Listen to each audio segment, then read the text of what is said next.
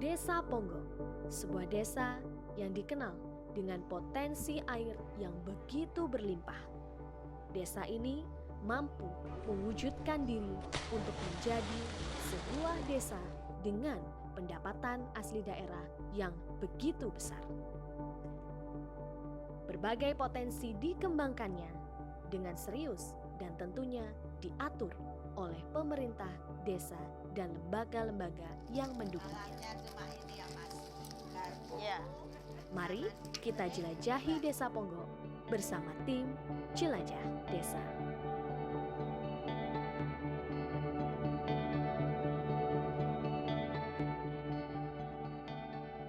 Ya, saya Junedi Mulyono, Kepala Desa Ponggo, Kecamatan Pulanharjo, Kabupaten Klaten. Desa Ponggo ini secara geografis berada di dataran rendah antara Gunung Merapi dan Gunung Merbabu. Ponggo dulu tahun 2001 bisa dibilang daerah tertinggal atau daerah miskin.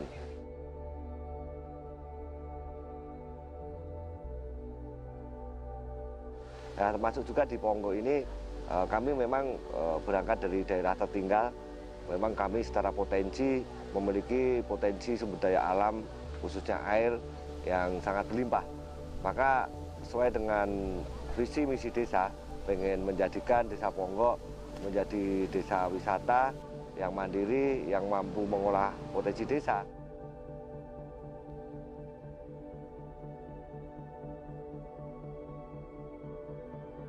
Tapi saat ini Desa Ponggo semenjak adanya Undang-Undang Desa Nomor 6 tahun 2014 yang mana komitmen dari pemerintah pusat mengenai tentang nawacita Pak Jokowi yang mana membangun dari pinggiran. Ini desa-desa di seluruh Indonesia ini berlomba-lomba menggali potensi, berlomba-lomba membangun infrastruktur, dan berlomba-lomba mengentaskan kemiskinan di tingkat desa. Nah, kalau dulu yang namanya desa ketika mau membangun terkendalanya nggak ada biaya atau nggak ada anggaran. Akan tapi saat ini dengan adanya dana desa ini, teman-teman di desa memiliki semangat baru, cita-cita baru, memiliki motivasi baru, di mana semua desa di seluruh Indonesia ini saat ini membangun desanya. Di mana apa yang kami miliki di Desa Ponggo ini ataupun potensi sumber daya alam yang ada ini kita optimalkan menjadi objek-objek wisata, dan juga di dalam sepanjang aliran air kami gunakan menjadi resto dan juga ada kolam-kolam ikan. Memang kami berangkat mengoptimalkan potensi sumber daya alam yang ada di Ponggo ini mulai dari Umbul Ponggo. Yang mana Umbul Ponggo itu dulu adalah kolam peninggalan zaman penjajah, ya, yang mana kolam itu tidak terawat, ya, yang dipenuhi lumut. Akhirnya kami merevitalisasi Umbul Ponggo tahun 2010, ya, yang mana waktu itu kami menganggarkan hampir 100 juta untuk revitalisasi itu, untuk pembersihan, untuk penyediaan dasar dari kebutuhan dasar dari pariwisata seperti toilet, warung kuliner. Perkenalkan, nama saya Agus Santosa, tapi biasa dipanggil Wah Gondrong. Kalau di sini saya selaku marketing di Umbul Ponggo. Dan Umbul Ponggo ini sudah lama berdiri, tapi mulai booming mungkin sekitar tahun 2014-2015. Ini mulai dikelola oleh BUMDes tahun 2009. Kenapa Ponggo jadi booming? Karena Ponggo itu memang punya keunikan tersendiri. Jadi orang bisa berfoto underwater, orang bisa snorkeling tidak harus di laut, tetapi di sebuah air tawar yang resikonya tidak begitu besar, tidak begitu dalam, tetapi punya tingkat kejernihan yang tinggi. Kedua juga teman-teman bisa berwisata, bisa bermain dengan ikan tanpa ada resiko arus ataupun ombak yang tinggi yang membahayakan bagi pengunjung. Umbul Ponggo ada beberapa fasilitas atau wahana di sini namanya. Jadi ada snorkeling biasa, bisa foto underwater yang banyak diminati, kita juga bisa teman-teman scuba diving di sini. Kemudian ada juga wahana yang mungkin hanya ada satu-satunya di dunia adalah wahana Umbul Ponggok Walker. Jadi kayak si walker tapi di air tawar.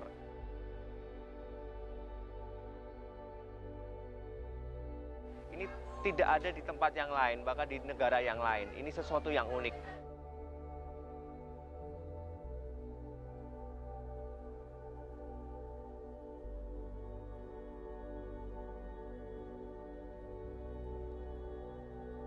Dan kemudian ada juga namanya Ponggok Warrior sebagai arena ketangkasan dan juga tempat bermain untuk anak-anak maupun remaja untuk membuat sebuah teamwork ataupun sebuah kerjasama kelompok.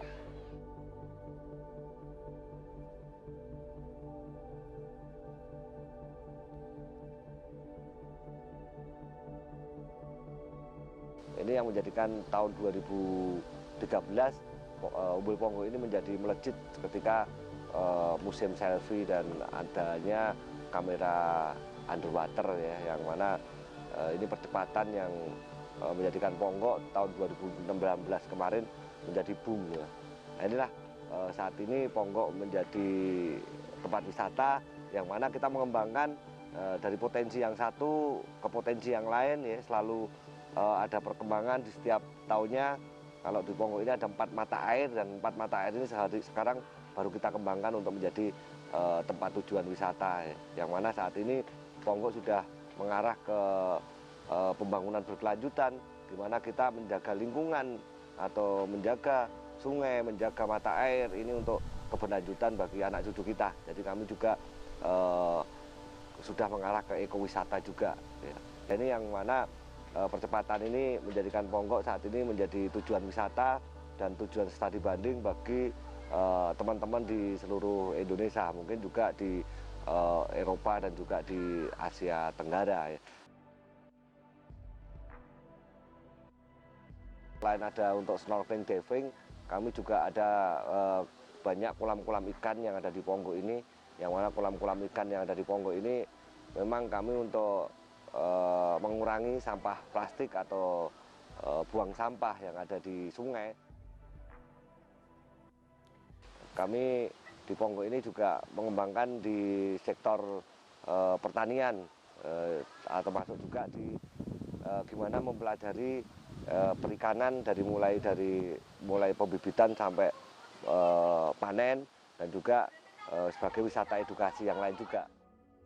Dalam hal ini, warga sebagai pengelola masing-masing UKM miliknya didukung penuh untuk melebarkan sepak terjang usahanya. Sebagai contoh adalah UKM budidaya bibit nila milik salah satu warga Desa Ponggok. Pemanfaatan sumber daya air yang berlimpah, juga lahan sungai yang mengalir deras, dijadikan kolam-kolam dengan bibit nila yang mampu dijual di luar. Budidaya nila merah ini menjadi salah satu sumber pendapatan yang menguntungkan bagi warga. Biasanya, warga memiliki setidaknya 3 kolam yang berisi kurang lebih 3 kuintal benih nila merah. Sedikit demi sedikit tetapi pasti, benih nila yang dibudidaya diawali hanya dengan kuantitas kecil.